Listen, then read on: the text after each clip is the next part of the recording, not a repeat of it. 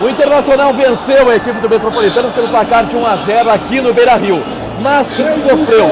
E por que sofreu tanto? Porque o Inter precisa de tanto sofrimento para vencer um adversário fraco como é o Metropolitanos. É por um abalo emocional? É pela desestabilização do time?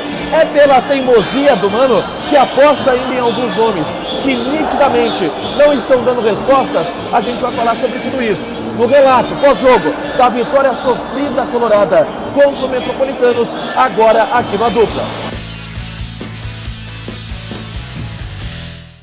Tudo bem, gente? Obrigado pela participação aqui. Não esquece de deixar seu like, de se inscrever, de ativar as notificações. Eu estou aqui nos pupitres do Beira-Rio, de onde estou assistindo a vitória colorada pelo placar de 1-0 contra o Metropolitanos. Estou ao vivo aqui na Rádio Bandeirantes.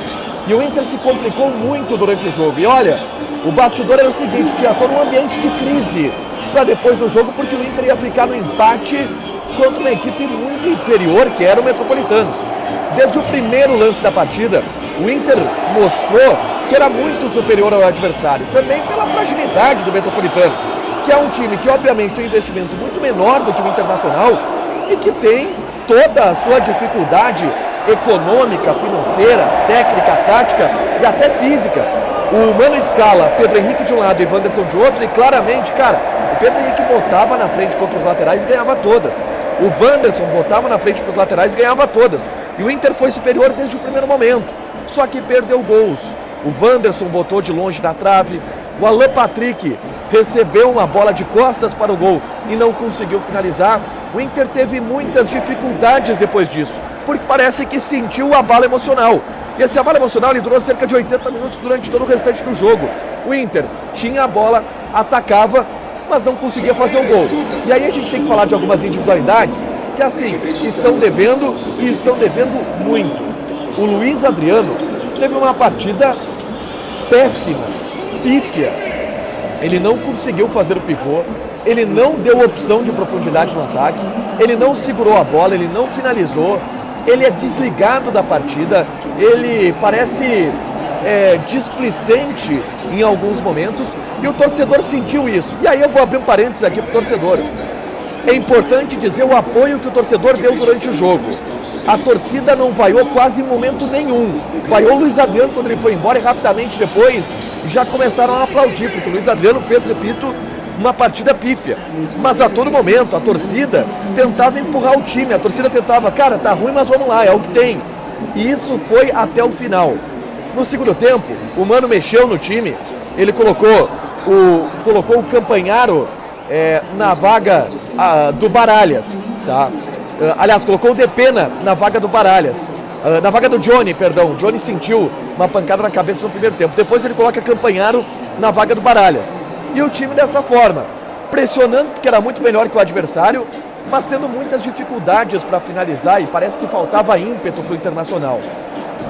O Taulara depois entrou na vaga do Igor Gomes. E aí o Mano fez aquela mexida que havia feito contra o CSA.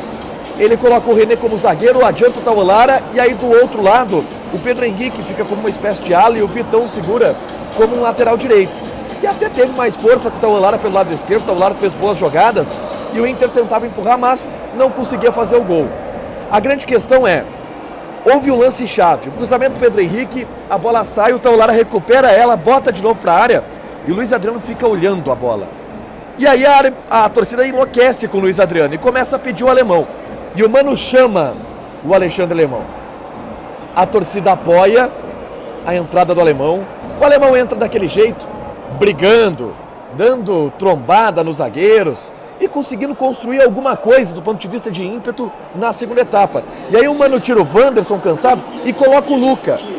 E aí a gente tem que entrar no capítulo do gol. Os pontos do Inter na Libertadores da América se devem a Luca. É Luca quem briga uma bola perdida lá em Medellín e cruza para o gol do Alan Patrick para dar um empate.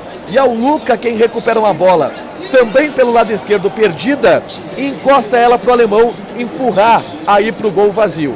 O Inter ganhou porque no final do jogo colocou jogadores com energia, com sangue e atentos ao jogo. Eu não vou falar aqui de vontade, porque eu acho que todo mundo que está em campo tem vontade de jogar.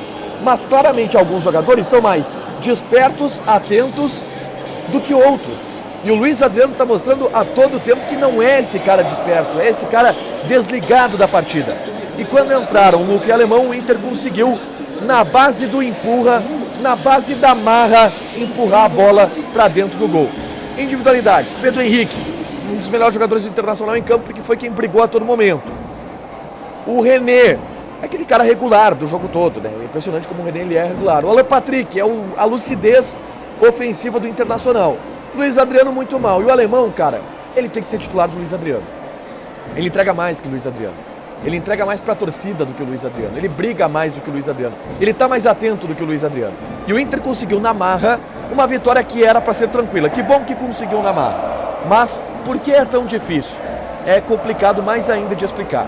Deixa teu like, te inscreve, ativa as notificações que vai ter mais conteúdo aqui no canal. Beijo!